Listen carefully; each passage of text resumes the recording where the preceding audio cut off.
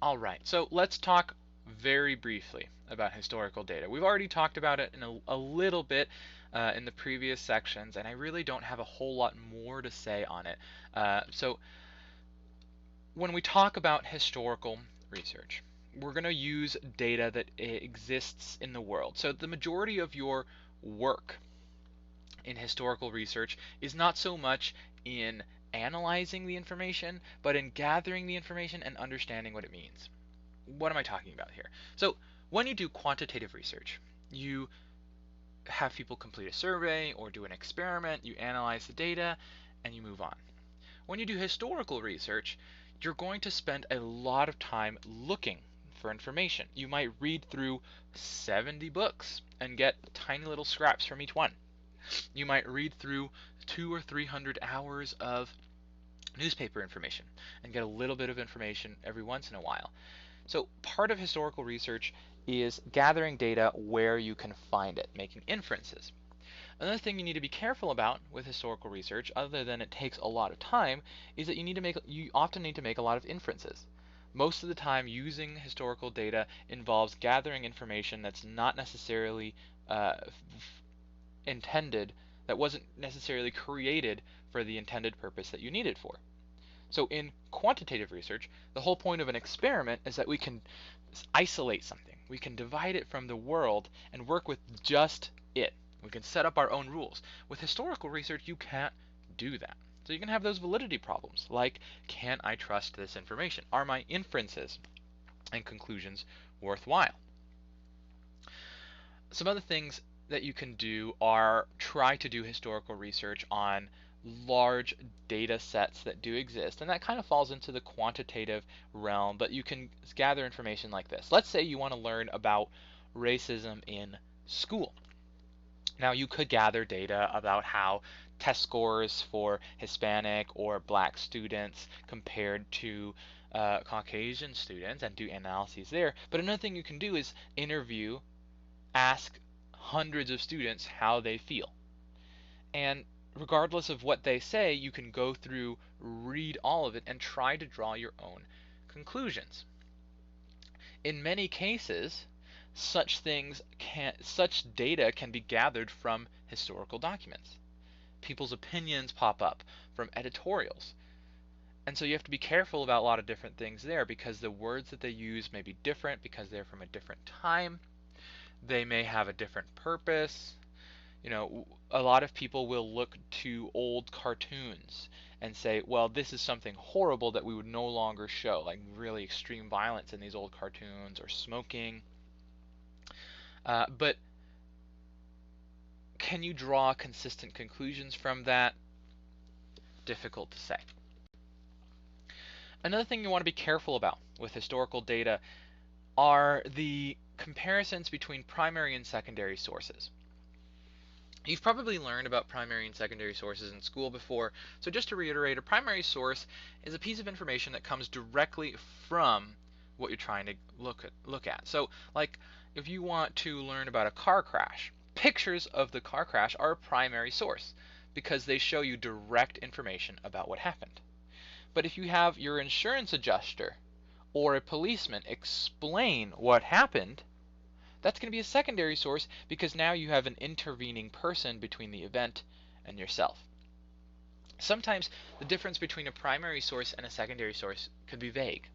If you participated in a crash and you describe the crash to someone, you are a primary source because you were there. But you may be a secondary source in some aspects of the crash. Like, did you think that the other driver was paying attention? You're kind of primary because you see what they did and how they what looked like, but you're also kind of secondary because you're not that other driver. Now, why does this distinction between primary and secondary matter? It really falls down to the same validity problem we've talked about before. Can we trust this information? A person may not always be totally trustworthy, but primary sources are going to be more trustworthy than secondary sources. Now, what information can we gather to separate the two? Primary sources, of course, are going to be direct sources of information. Newspaper accounts, summaries, interviews, those are usually going to be secondary sources and may be filled with extra information or information that's not necessarily pertinent or information that's not necessarily accurate due to the secondary nature of their source. So you're going to want to be careful about those validity issues.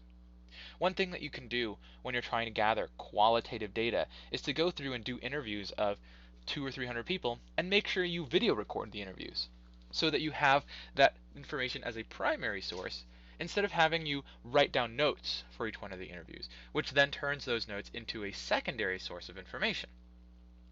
If you have those hundreds of hours of data, then you can later go through and work with those interview hours and understand that qualitative information a little bit better. Part of the problem here, though, is that, of course, there's going to be an infinite amount of information there, and you're going to have to summarize it, you're going to have to try and understand it, or look for patterns. So, inevitably, it's going to be a lot of work, and you're going to have to be very careful about the idiosyncratic or the inconsistent, the individual problems you have with your own data sets. So, this last slide kind of reiterates the information I was just talking about. Things you need to be careful about with historical data. What information is missing?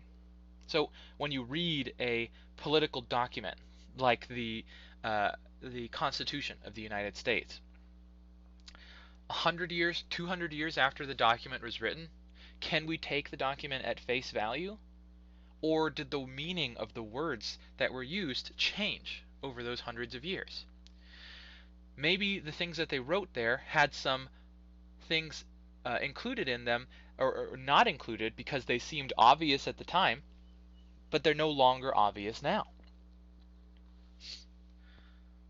Maybe there was some information that is alluded to that we can no longer comprehend because at the time it was obvious or available, but no longer available in our present day. So you have to be careful about historical data because you can't necessarily trust that it's a modern day version of information. You have to take it from the time that it comes from.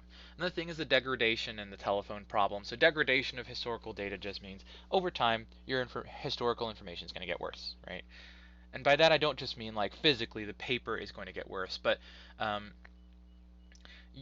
all of those illusions that are missing are going to be problematic. Maybe the sources of information have changed. If you try to open up a cell phone from the year 1995, it's not going to work like it did in the year 1995 because those systems that were in place at the time are not the systems that are in place now. And so if you wanted to understand what cell phones are like in 1995, you can't just grab a cell phone and try and use it.